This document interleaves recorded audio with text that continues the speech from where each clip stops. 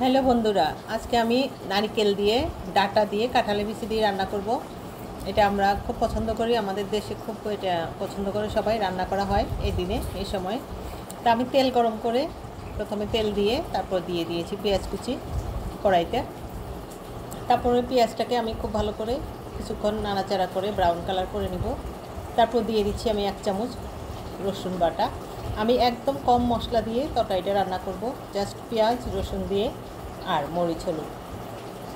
আসলে মশলাই কিন্তু আমাদের তরকারি টেস্ট করে না, তরকারি রান্না করার কৌশল জানতে হয়, তাহলে তরকারি এমনি এমনি টেস্ট হয়। তারপর আমি দিব মরিচের গুঁড়া, তারপরে হলুদের গুঁড়া। মরিচটা আমি একদম ঝাল কম দিয়ে রান্না করতেছি, আমার মরিচটা একদম মিষ্টি মরিচ। ছোটো 1 চামচ মরিচ দিয়েছি, 4 চামচের, আর হাফ চা চামচ দিয়েছি আমি হলুদের গুঁড়া।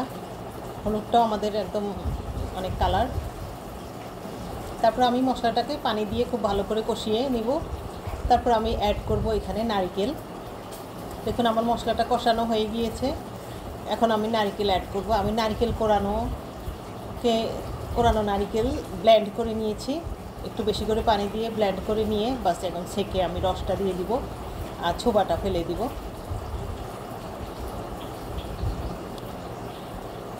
নারকেল এভাবে আপনি একটু পানি বেশি করে দিয়ে যদি নারকেলের রস দিয়ে কিছু রান্না করতে চান বা নারকেল বাটা দিয়েও কিছু রান্না করতে চান পেস্ট দিয়ে, তাহলে এইভাবে করতে পারেন। আমি শুধু রসটা দিব আজকে, পেস্ট দিব না, পুরাটা ছোবাটা দিব না। তো আমি রসটা দিয়ে দিচ্ছি, দেখুন ছেঁকে একটা ছাঁকনিতে ছেঁকে রসটা দিয়ে দিচ্ছি।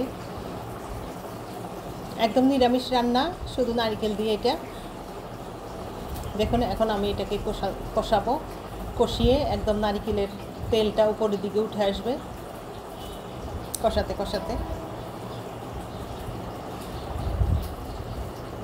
মশলাটা আমি কষিয়ে নিচ্ছি, দেখুন নারকেলের তেলটা কিন্তু উপরের দিকে উঠে এসেছে, কালারটাও কিন্তু অনেক সুন্দর হয়েছে। তারপর আমি দিয়ে দেব সবজিগুলো। আমি এখানে কাঁঠালের বিচি ডাটা খুব সুন্দর করে ধুয়ে পরিষ্কার করে কেটে নিয়েছি। কেটে ধুয়ে নিতে হবে, খুব ভালো করে ধুতে হবে, কারণ ডাটার মধ্যে অনেক ময়লা টয়লা থাকে। তো আমি এই যে ধুয়ে এখন খুব ভালো করে কষিয়ে ঢাকনা দিয়ে দেব।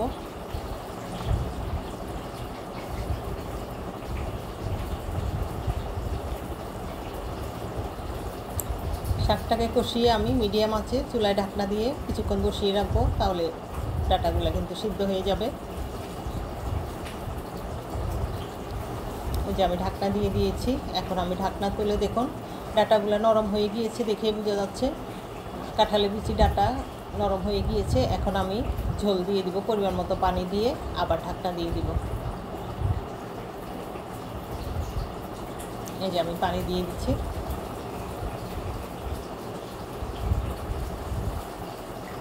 আমার তো খুব পছন্দ এই তরকারিটা, আর ডাটা আমি খুব পছন্দ করি। মাছ দিয়ে ডাটা রান্না করলেও আমার খুব পছন্দ, কিন্তু আমার হাজব্যান্ড খুব একটা ডাটা পছন্দ করে না, সেজন্য আমি রান্না করতেও পারি না খুব একটা। এই যে আমি এখন আবার ঢাকনা দিয়ে বসিয়ে রেখেছি, বাস প্রায় 15-20 মিনিট পরে আমি তুলে নিব ঢাকনাটা। দেখুন তরকারিটা হয়ে গিয়েছে, দেখুন ঝোলটা একদম গায়ে গায়ে চলে এসেছে।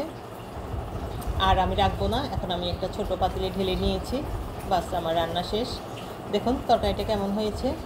আমি একটু শাকও দিয়েছি, ডাটা শাকটা আমি দিয়েছি কারণ আমি শাকটা ফেলে দিতে চাই নাই, আমার কাছে শাক খুব ভালো লাগে। তো ধন্যবাদ সবাইকে, ভালো।